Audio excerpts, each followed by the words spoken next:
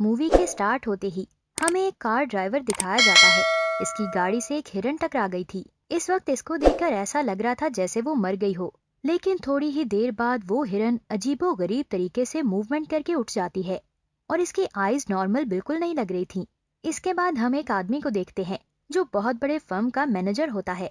इसका नाम सियोक वो होता है। कुछ अर्सा पहले इसकी डाइवोर्स हो चुकी थी, जिसकी वजह से वो अपनी छोटी बेटी का ठीक से ख्याल भी नहीं रख पाता था। नेक्स्ट डे इसकी बेटी का बर्थडे होता है।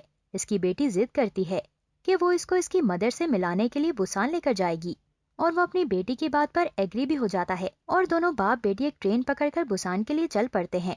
इस ट्रेन में और भी बहुत ज्यादा लोग थे, जिसमें एक वर्किंग क्लास हस्बैंड जियोंग संग, इसकी वाइफ प्रेग्नेंट थी। इनके अलावा एक हाई स्कूल की बास्केटबॉल टीम थी। और जैसे ही ट्रेन का डोर ओपन होता है, एक लड़की वहां पर आती है जिसके पाँव पर किसी के काटने का निशान था।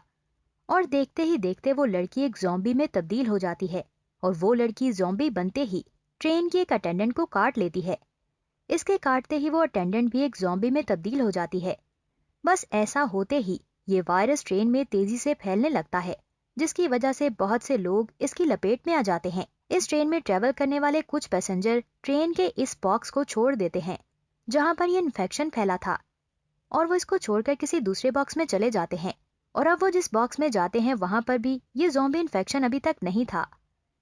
ट्रेन की न्यूज ब्रॉडकास्ट में बताया जाता है कि इन्फेक्शन सारी ट्रेन में ही नहीं, पूरी दुनिया में फैल चुका है और मैक्सिमम लोग इसकी लपेट में आ चुके हैं। और जब ये ट्रेन किसी स्टेशन पर जाकर रोका गया तो सारे पैसेंजर सिटी की तरफ भागने लगते हैं।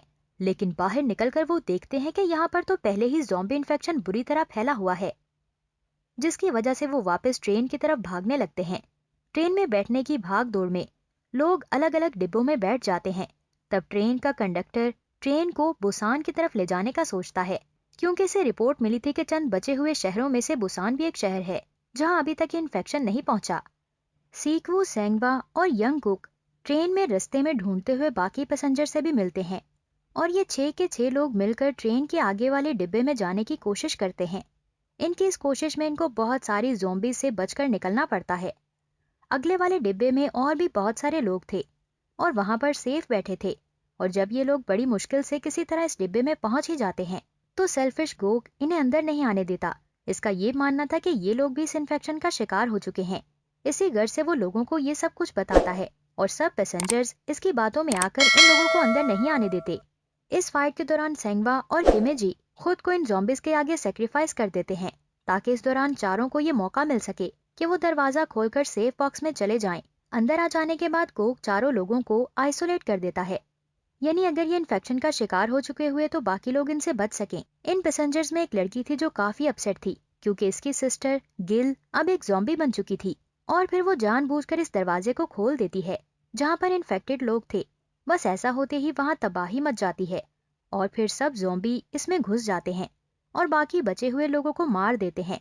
और बचते सिर्फ वही लोग हैं जिन्हें चैम्बर में आइसोलेट किया गया था, और वो थे स्वैन एंड सियोंग। और इनके अलावा गोक और ट्रेन अटेंडेंट खुद को बाथरूम में सेव कर लेते हैं। फिर हम देखते हैं कि इस ट्रेन का रास्ता ब्लॉक हो चुका था, जिसकी वजह ये थी कि स्टेशन की पटरियां बंद थी। और जैसे ही वो ट्रेन स्टॉप पर रुकती है, बचे हुए पैसेंजर्स किसी दूसरी ट्रेन की तलाश में निकल पड़ते हैं और इसी तलाश में वो सब एक दूसरे से बिछड़ जाते हैं। और गोक एक बार फिर खुद गर्जी का मुजाहरा करता है और अपनी जान बचाने के लिए ट्रेन अटेंडेंट को ज़ॉम्बी की तरफ धक्का देकर अपनी जान बचा लेता है, जिससे वो अटेंडेंट की भी मौत हो जाती है और वो सेल्फिश इंसान बच जाता है।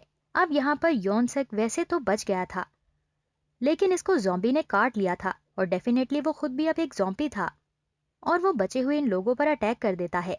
योनसुक सियोक वो से लड़ता है, लेकिन इस फाइट में योनसुक इसे काट लेता है।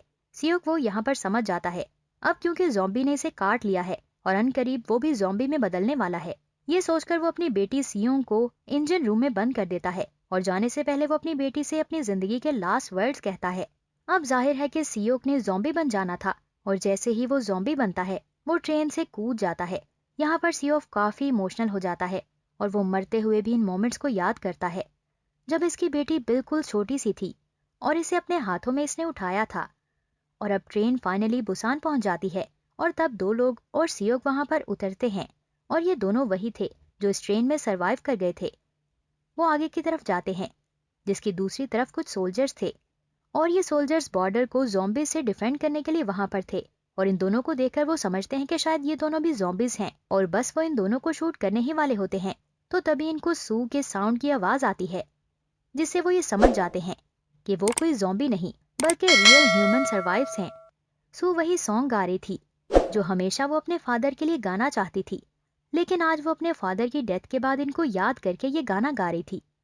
और यहीं पर मूवी एंड हो जाती है। Thanks for watching this video.